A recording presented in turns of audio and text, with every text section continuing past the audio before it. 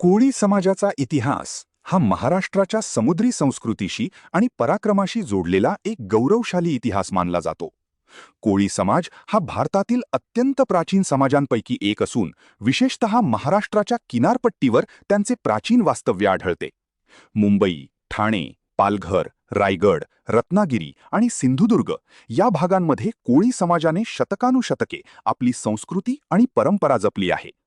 समुद्राशी अतूट नाते असलेल्या या समाजाचा मुख्य व्यवसाय पारंपरिक मासेमारी, नौकानयन आणि समुद्री व्यापार हा होता.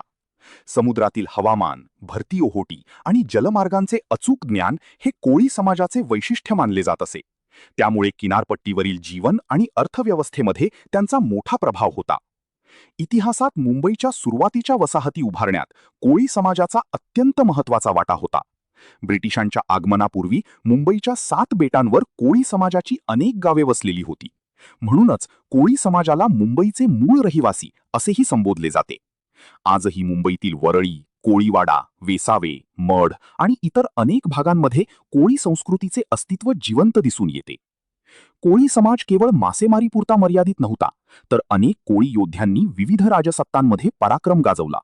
छत्रपती शिवाजी महाराज यांच्या काळात स्वराज्याच्या आरमार उभारणीत किनारी समाजांचा मोठा सहभाग होता.